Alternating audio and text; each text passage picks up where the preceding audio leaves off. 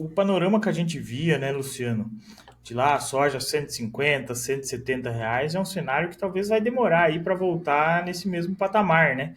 Então o produtor ele vai ter que se organizar e reorganizar, né? Principalmente aí renegociar a médio e longo prazo para ficar afiado aí um fluxo de caixa para ele não ter mais problemas como esse e conseguir voltar a gerar margem aí assim, né? Porque o problema agora, numa crise como essa, e pega um centro-oeste aí que diminuiu a produtividade e somando a uma queda de preço, né? Então, o cara que ele faturava 5 milhões, o produtor que faturava 5 milhões, hoje aí ele fatura 2,5, né?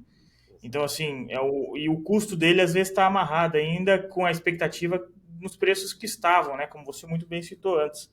E a gente está vendo aí essa queda até de compras de maquinário, né? A gente está vendo algumas plantas industriais diminuindo produção já por causa disso também. Então a gente está vendo o agronegócio dar uma diminuída no ritmo. Será que esse patamar aí de soja R$ 100 ele vai se manter aí por um breve período? E o que o produtor pode fazer para tentar se organizar agora, né? Falando, relação de troca, não olhando só o, o preço do fertilizante versus a tonelada do fertilizante versus a quantia de sacos que a gente está despendendo. Mas quando eu olho o pacote de insumos por hectare, a gente está falando em algo em torno dos 28, 30 sacos. Esse era o normal antes da pandemia. Sim. Mesmo com os insumos mais caros, e muito mais caros durante o ciclo 21, 22 e 22, 23, a gente ainda tinha um pacote de insumos abaixo disso. Por quê? Porque a gente tinha um preço de comercialização muito, muito alto. Só que o trenzinho foi subindo, na frente vinham os preços e atrás vinham os custos, então tudo estava sendo puxado, só que num determinado momento esse trenzinho começou a cair e o custo ficou travado lá em cima, porque a gente não amarrou a ponta da receita. Para a maioria dos negócios,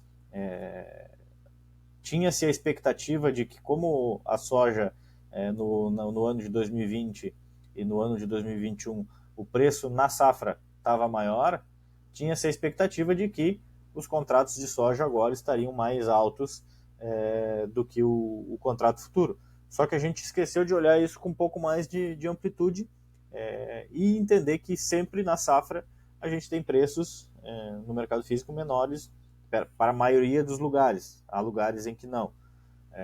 Para a maioria dos lugares a gente tem preços na safra menores do que o contrato futuro.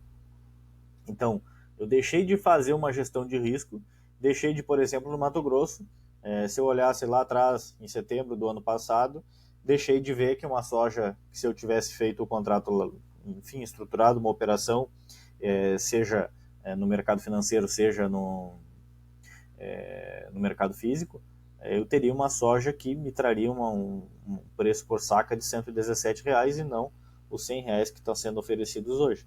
Percebam que aqueles R$ 117 lá atrás, eles pagavam a conta e sobrava um pouquinho.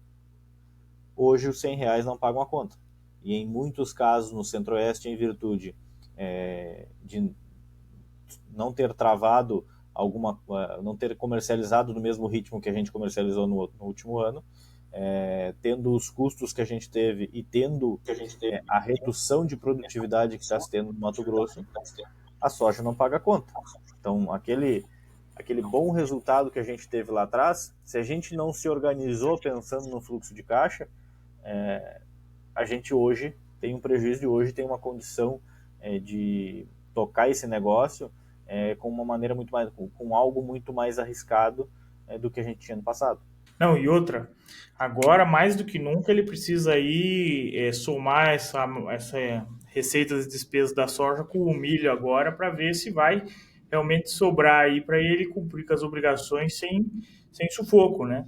É quando a gente fala, né, e a gente sempre falou disso, né, Luciano, dele se organizar nesse fluxo de caixa para fazer uma reserva ali assim, para ter um dinheirinho guardado para os momentos ruins, seja ele de mercado, seja ele climático, né? Seja ele o que for necessário, é para agora, né? É para agora. E toda vez, quando vem o problema, a gente fala de novo de fluxo de caixa, parece que está falando mais do mesmo, mas é porque quem se organizou lá atrás agora já está tranquilo. Não é que está tranquilo, mas pelo menos não tem esses problemas, né? que quem aí não está organizado, mais uma vez, está sofrendo. Então, assim, todo dia é dia de organizar fluxo de caixa. Né? Não é por causa que o momento está ruim ou porque ele está bom, é porque é uma obrigação do produtor que ele quer ser um pouco mais profissional e mais eficiente do que ele já é, né, Luciano? Assim, Exatamente. como que ele consegue estrategicamente organizar um fluxo de caixa hoje? Porque existem muitos fatores que influenciam, né? Vamos lá. Eu acho que tudo isso vai ao encontro de uma frase que eu vi esses dias, que, resumindo, em outras palavras, é o seguinte: o problema não é ter problema, o problema é como a gente reage aos problemas. Então, o problema lá atrás a gente poderia ter e a gente poderia tomar algumas atitudes. A primeira, deixar acontecer para ver o que ia dar, e a segunda era, vou identificar, vou traçar alguns cenários possíveis e vou tentar me antecipar a esse problema. O antecipar-se a esse problema era a gente, por exemplo, pensar na safrinha, que hoje a gente está falando de 35, 38 reais o milho lá no Mato Grosso. Então isso é um problema, porque na maioria dos casos não paga a conta. Mas a gente tem condições de hoje ver um mercado de fertilizantes com um momento para fazer troca bem interessante, tanto na soja quanto no milho. Tem alguns riscos pensando aí no que pode acontecer nesse cenário de guerra? Tem. E aí a gente precisa olhar muito para o nosso fluxo de caixa e pensar o que eu tenho de compromissos até o final do ano. No mínimo, o que eu tenho de compromissos até o final do ano? O que eu tenho de receita prevista? E essa receita prevista é tanto esperar para ver se a soja vai subir, ou o milho vai subir, ou enfim, o produto que for. E em muitos casos a gente não tem uma previsão de receita muito grande, porque não temos soja suficiente, não temos produto suficiente para cumprir os compromissos. E cumprir os compromissos, muitas vezes a gente pensa que é só parcela de banco, que é só os insumos. Não, a gente tem um custo operacional que às vezes a gente não projeta dentro desse nosso fluxo de caixa. A gente tem uma vida pessoal que a gente não projeta dentro desse fluxo de caixa. E é isso que tem que ser bem levado em consideração. Exato. Não adianta eu pensar que não, eu vou abrir essa área aqui, vou transformar uma pastagem que eu tinha, enfim, no caso desse exemplo de cliente lá que pagava a fazenda só com a operação da outra, eu vou abrir essa área e eu vou produzir, e o ano que vem eu estou aumentando minha receita, eu vou conseguir pagar a conta. Calma aí, só um pouquinho. Para a gente transformar essa área, a gente tem um custo de correção de solo, a gente tem um custo de catação de toco, enfim, de grade para reestruturar isso, que a gente está falando mais ou menos aí de uns 3 mil reais por hectare. Então, isso, será que a gente vai conseguir tirar de resultado ali no ano que vem?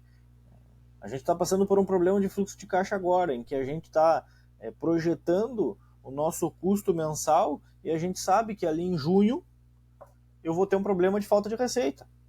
O que eu estou fazendo para evitar que ali em junho eu não saia correndo tentando arrumar dinheiro, não arrume, e aí eu não vou conseguir pagar nada.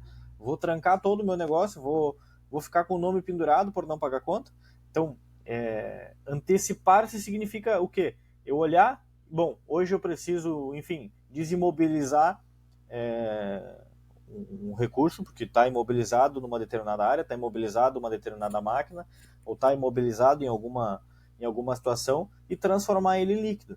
E eu ouvi uma frase esse ano de um cliente, da filha de um cliente, um senhorzinho já muito antigo e muito conhecido ali no Goiás, que ela me disse o seguinte: o meu papai sempre falou, e esse ano a gente tá vendo isso.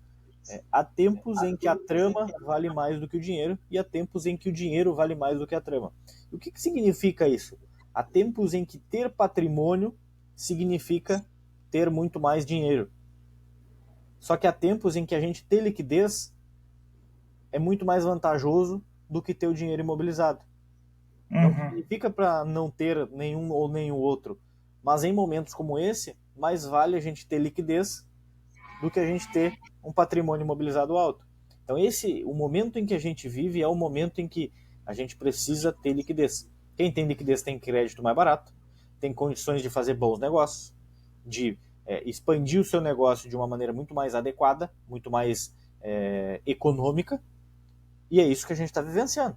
E quem tem liquidez tem o quê? Tem um fluxo de caixa adequado, tem uma projeção de receitas e despesas muito bem organizada e tem um demonstrativo de resultados, tem uma projeção de resultados para 3, 4 anos, 5 anos, muito bem organizado e sabe onde quer chegar. Quem não sabe para onde vai, não vai a lugar nenhum. Exato, exato.